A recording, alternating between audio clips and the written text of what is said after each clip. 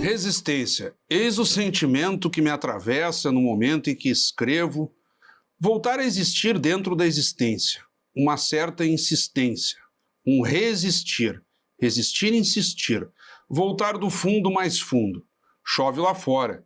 Chove há dias. Meu mundo onírico tem sido inundado. Esses são alguns trechos de A Longa Chuva, uma obra também já multifacetada no seu próprio gênero, um pouco de ensaio, um pouco de poesia, um pouco de prosa, mas enfim, obra recentemente lançada aqui em Caxias do Sul pela querida escritora e professora psicanalista Adriana Antunes, que retorna aqui ao programa mais ou menos um pouco depois de um ano por aí, ao Café com Letras aqui pela TV Câmara. Adriana, uma honra tê-la conosco aqui. Alegria minha poder estar aqui de volta, Fábio. Adriana, o tema é bastante atual, mas quem vai tomar contato no primeiro momento pensa o seguinte, mas e aí, falou da enchente, todo noticiário já falou da enchente, houve documentários, houve matérias. Mas o livro, ele se permite a um jogo de experiências pessoais, do olhar da escritora e de uma reflexão, e nós temos aqui um conjunto também de pessoas que te cerca, sobretudo aqui a Ana Júlia Poleto, que assina a orelha. Então eu gostaria primeiro da tua experiência pessoal. Como que as enchentes te impactaram? Aí tu vai dizer, bom, me impactaram tanto que escrevi o livro. Mas pessoalmente, qual foi o teu envolvimento nesse contexto? Então... Primeiro, eu acho que a gente sempre precisa retornar para esse assunto, porque muito mais do que enchente, muito mais do que, talvez, o que a gente viveu no mês de maio. Acho que é um processo que a gente está vivendo com relação ao antropoceno, e as mudanças climáticas estão aí, haja visto que estamos em dezembro e está o tempo que está lá fora. Então, acho que a gente sempre precisa voltar para esse assunto e para olhar para ele de uma maneira mais profunda do que só o fato em si. Esse livro surgiu exatamente no mês de maio, quando a gente estava vivendo aqueles primeiros dias, que acho que começou ainda em abril, da chuva, e eu fui sendo, assim, acho que atravessada de diversas formas.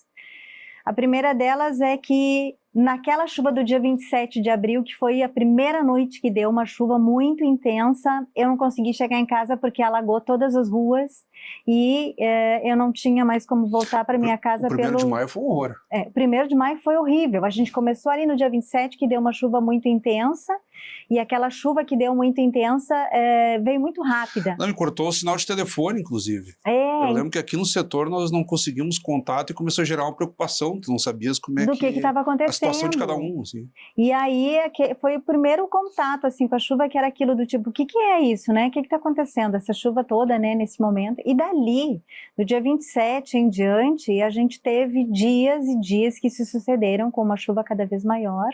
E aí, assim, de diversas formas, né? Eu também fui sendo impactada, eu acho que, né, enquanto todo mundo que de certa forma viveu isso. Mas o consultório acabou recebendo muita demanda, porque como a gente começou com um processo de soterramento, vários dos meus pacientes que tinham avós, pais que moravam na região de Galópolis. 7 mortes confirmadas em Galópolis. Na região de Bento Gonçalves, ali no interior. Então eu tive pacientes que perderam os avós, pacientes que ficaram sem saber onde é que, né, os seus parentes estavam, porque não tinha sinal de internet. Então, assim, começou um processo onde todos nós fomos impactados, e o consultório foi um dos primeiros lugares que foi inundado por isso, porque não se sabia o que estava acontecendo e como lidar com essa angústia. Na sequência, a gente teve aquela situação da represa.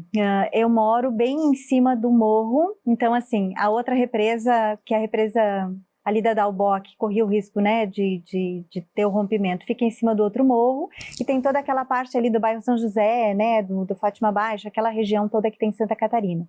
Eu moro aqui bem no outro morro em cima. E visualizava. Dá para visualizar e tinha questão, que era uma questão muito assim, parecia muito assim com zona de guerra, porque o caminhão dos bombeiros passava com uma sirene chamando as pessoas para saírem de casa, porque era muito perigoso, tinha que buscar um lugar mais seguro para poder ficar. Então, assim, eu estava num lugar seguro, mas como é que você não vai ser tocado por isso? Porque dava muito bem para escutar, né? O caminhão, assim, passando e avisando toda aquela parte da baixada, assim, para as pessoas saírem dali, porque tinha risco de rompimento a qualquer momento. E as nossas casas acabaram se transformando, eu digo a minha, da minha mãe, a do entorno, acabaram se transformando em lugar também de recebimento. Então, o que acontece? A minha mãe acabou recebendo algumas pessoas conhecidas que estavam numa outra região e acabaram sofrendo algum tipo de soterramento. Então, a parte de baixo da casa da minha mãe acabou recebendo as pessoas que ficaram ali durante meio mês até conseguirem se organizar. E nós, como temos uma relação também muito grande com as ONGs de animais, assim, a gente recebeu muito bicho para dar conta, porque, enfim, não se tinha onde colocar Foi os muito animais. difícil ficar indiferente ao voluntariado. Não tinha Eu como. acredito que todo mundo se envolveu de alguma forma, ou de ir numa cidade ajudar. Foi o meu caso e da minha mulher. Ou ir no seminário diocesano lá, fazer triagem, enfim. Era muito difícil não se envolver, nem que fosse numa corrente de Pix. Né? Eu lembro, eu sou colecionador de camisas de futebol.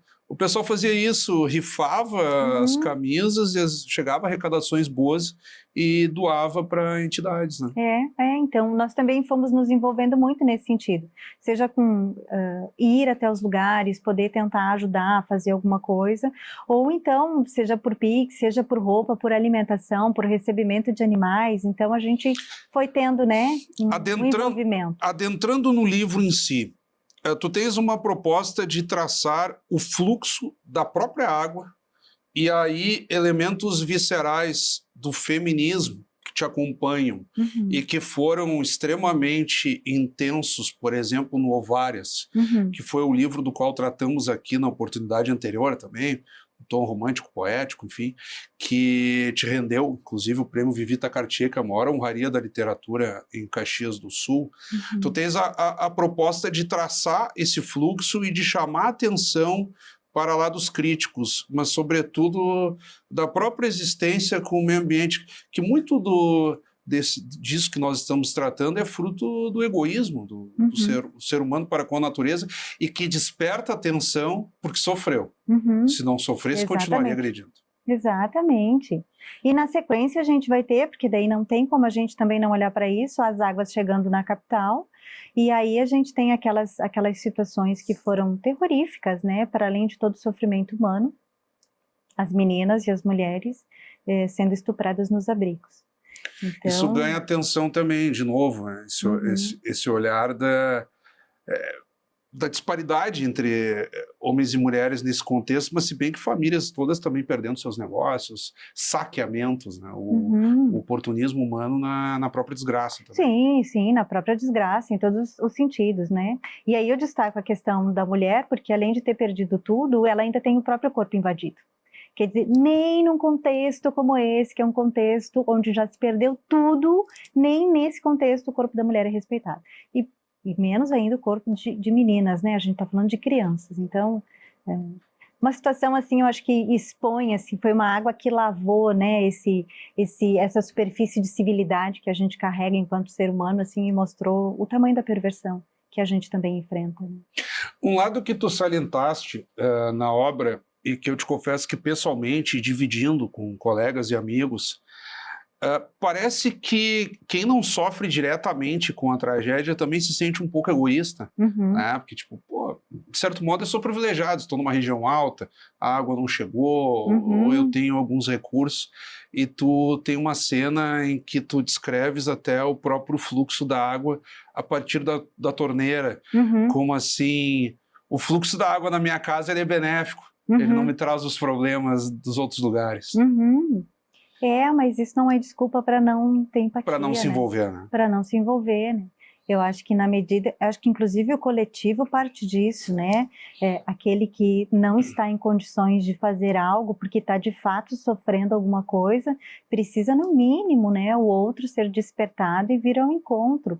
Senão a gente assina embaixo, assim, o tamanho do egoísmo, né, que o sujeito... E acho que tem, né?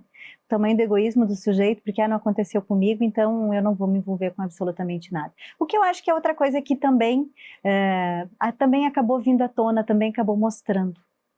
A obra expõe também o teu ofício, não pode deixar de ser. Pela tua experiência em consultório, também por esse exercício literário, porque eu imagino, o exercício literário ele é um jogo de entrega e recepção. Eu imagino que ali escrevendo e o retorno das pessoas, tu deves ressignificar também a tua interpretação dos fenômenos. Tu vês algum aprendizado a partir disso? Porque a pandemia se apostava muito, que as pessoas confinadas voltassem diferente, mas não foi bem o que se viu no pós-pandemia. Né? Não, eu acho que ele é um livro em que ele trabalha muito a questão, inclusive, do pessimismo, Fábio, porque assim, acho que talvez possa ter algum tipo de mudança de consciência, não sei como e nem que tamanho isso vai ter a proporção disso, mas acho que principalmente assim de a gente se dar conta desse pessimismo, assim, porque a gente saiu de um contexto de pandemia exatamente, né, achando que ia ser diferente, não foi, e eu acho que a gente sai de uma enchente também achando que poderia ser diferente, e meses depois, né, isso parece que está virando um fato isolado lá naquele mês que aconteceu. Então, como a gente também vai exercendo um processo, não sei se de recusa ou de negação, ou dos dois juntos, né, ou de desafetação com relação ao que ocorreu, e nessa performance eu acho assim bem capitalista, bem assim primitiva, que a gente ainda vive na sociedade, nos coloca de volta para o mundo assim para correr atrás das nossas próprias coisas e sem se importar com a essência de fato. Adriana, nós vamos dar uma pausa no nosso bate-papo. Quem está nos acompanhando neste momento, continuem conosco. Voltaremos aqui com a escritora Adriana Antunes e com a obra desta edição, A Longa Chuva. Já voltamos.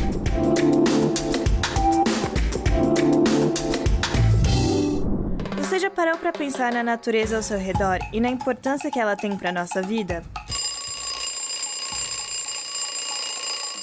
As áreas verdes urbanas desempenham um papel crucial na promoção da saúde mental das pessoas que vivem nas cidades. Esses espaços oferecem um refúgio da agitação diária, proporcionando um ambiente tranquilo para relaxar, meditar e se reconectar com a natureza. Estudos mostram que passar tempo em áreas verdes urbanas está associado a uma redução significativa nos níveis de estresse, ansiedade e depressão. A exposição à natureza acalma a mente, melhora o humor e aumenta a sensação de bem-estar geral. Além disso, essas áreas oferecem oportunidades para atividades que não apenas promovem a saúde física, mas também contribuem para o equilíbrio mental. Por isso, investir na preservação das áreas verdes não é apenas um benefício para o meio ambiente, mas também essencial para promover a saúde e o bem-estar das comunidades.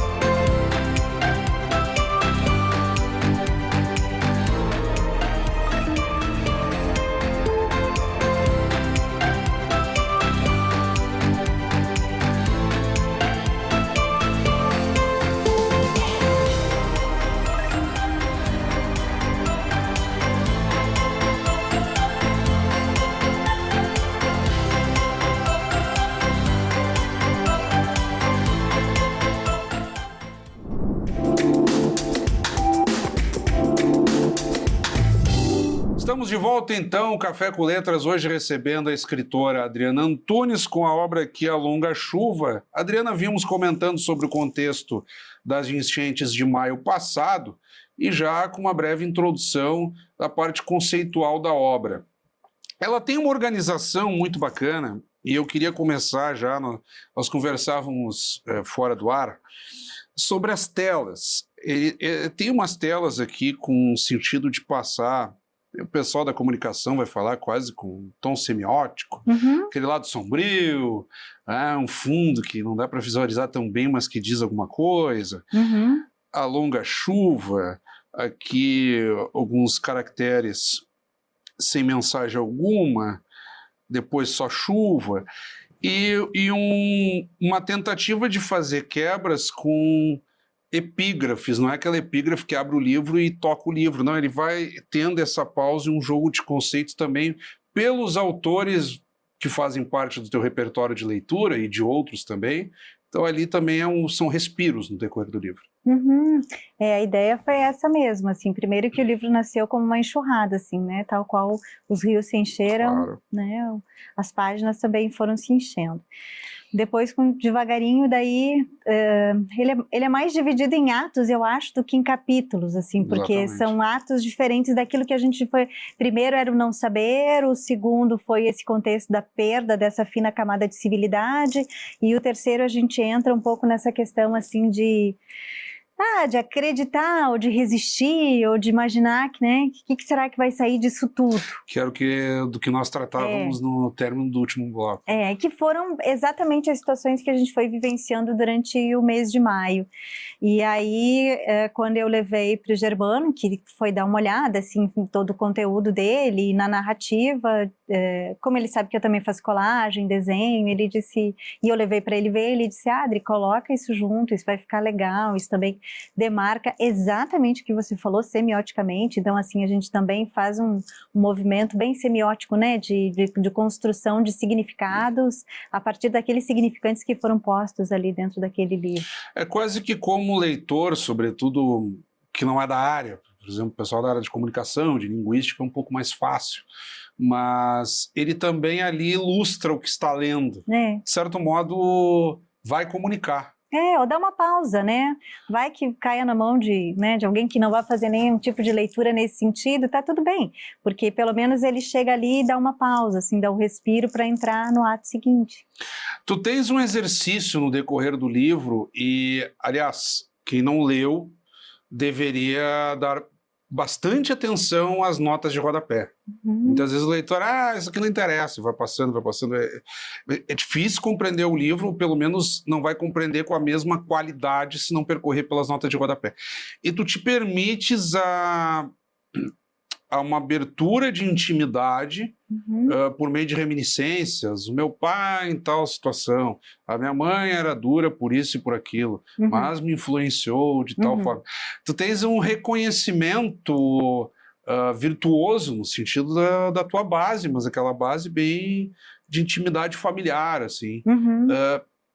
E o tom que me dá é o seguinte, é do cidadão lá passando por dificuldades e se permitindo a esse tipo de lembrança.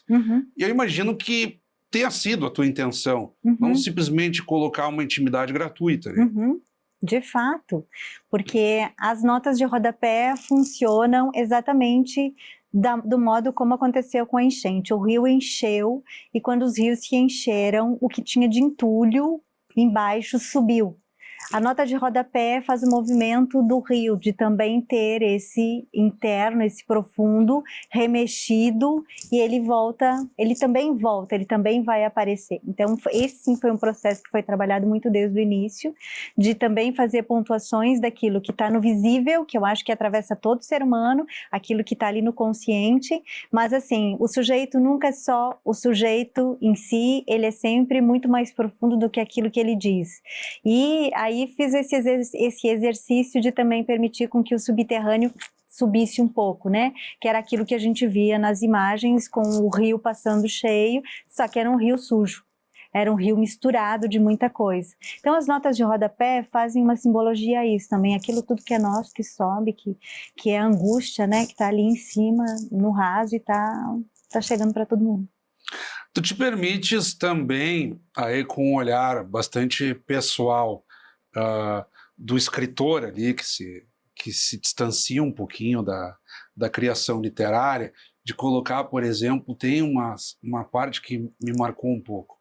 Não sei se tu falas exatamente desta forma, mas quase que de um feminismo imbricado com o fato de ser vegetariano. Ah, sim.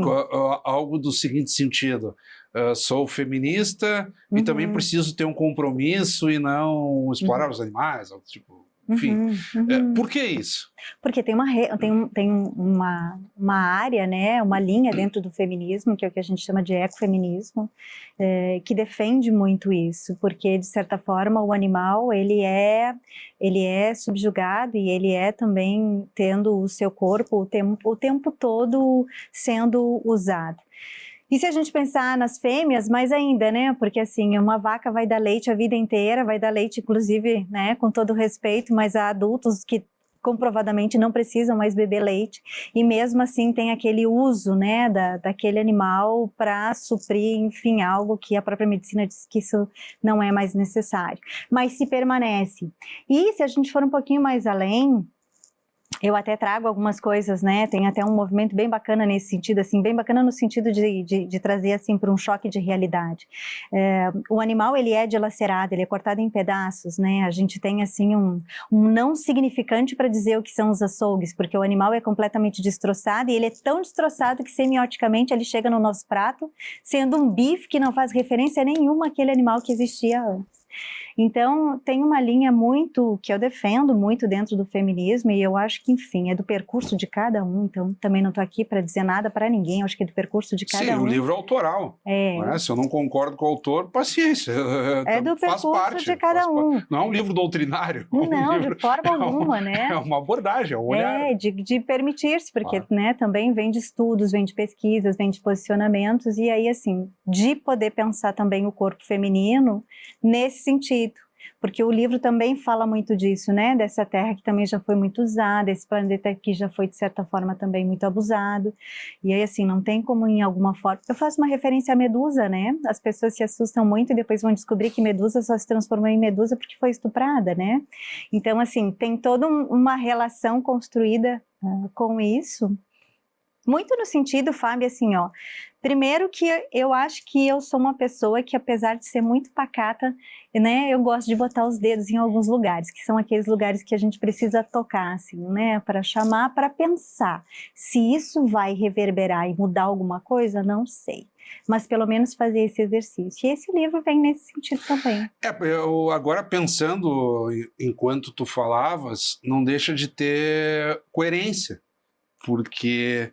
eu faria um corte, digamos assim, no teu lugar, faria um corte só para as mulheres, e aí eu vou ignorar todo o outro contexto. Quer dizer, é coerente isso de pensar, não, eu sou contra a violência às mulheres, mas eu também sou contra a violência aos animais, e você contra a violência aos homens, quer dizer, tu fazes um corte, porque, claro, o gênero feminino, ele tem ele tem um... o mapa da violência tem trazido um aumento gigantesco com relação nesse sentido, claro, faz todo sentido, mas guarda uma coerência, digamos assim.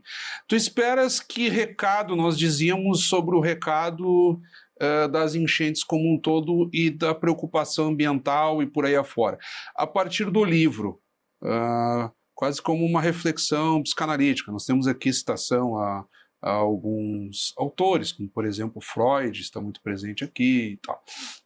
Tu esperas o que também daquele leitor menos familiarizado com esse ambiente das correntes filosóficas, podemos dizer assim, das quais tu te vai? Eu acho que ele é um livro que, enfim, né, cada um absorve, assim como toda boa literatura, eu acho que cada um absorve dentro da medida em que se encontra, e acho que quando a gente também vai vivendo as experiências, depois a gente volta para os livros e a gente volta diferente, porque também voltou com mais leitura, com mais experiência, né? Eu espero que, pelo menos, possa ser tocado em alguma instância, no sentido de provocar algum tipo de reflexão, né? Acho que esse é o principal motivo, acho que a literatura traz muito para isso, né? Muito para além de ser entretenimento, né? Muito para além de ser só um passatempo que a gente lê nas férias. A ideia é a gente poder se angustiar com aquilo que lê, porque eu acredito muito na angústia. Quando a gente se angustia, é sinal de que a coisa não está legal, e se não está legal, a gente tem que olhar para ela. Mas tem que saber lidar com ela também. Mas aí a gente busca ajuda, porque eu acho que daí tem algo da impotência, né? Se eu não sei o que fazer, eu vou ter que procurar ajuda. Eu vou ter que procurar ajuda, que pode ser externa e pode ser em si mesmo. Eu acho que os dois juntos. Porque é o objetivo da análise, né? O analista, ele é uma caixa de ressonância, um objeto de reflexão ali, exatamente. Né? A solução está em ti, né? Precisa do auxílio, né? É, isso aí. Adriana Antunes, eu quero te agradecer imensamente, nós estamos chegando na reta final do nosso bate-papo aqui. A obra rende e a leitura ela flui com muita tranquilidade. Tu falavas em entretenimento, não digo que a minha leitura aqui foi um entretenimento, mas ela foi prazerosa, ela foi legal. E eu acho que vale até uma releitura com mais calma, no sentido também de compreender os autores, não só a tua abordagem em si. Eu quero emendar, na medida em que nós estamos aqui nos encaminhando para o final mesmo, também uns votos de boas festas para ti. Feliz Ano Novo, um ótimo Natal, prosperidade, e que tu nos tragas mais livros. Muito agradecida, Fábio, para ti também, para toda a equipe também aqui da TV Câmara, e para as pessoas, né, que nos assistem ou que vierem a ler o livro. Há de ser um 25, né? Tomara diferente desse, que esse foi pesado. É verdade, é verdade. Mais uma vez, muito obrigado. Obrigada. Acabamos de conversar então com a escritora, psicanalista, professora Adriana Antunes, ela que nos brindou aqui com a obra A Longa Chuva, pauta do Café com Letras desta semana. Como eu já disse, reiteramos a todos que nos acompanham os votos de um ótimo Natal e de um próspero 2025 a todos nós. Obrigado pela audiência, até o nosso próximo.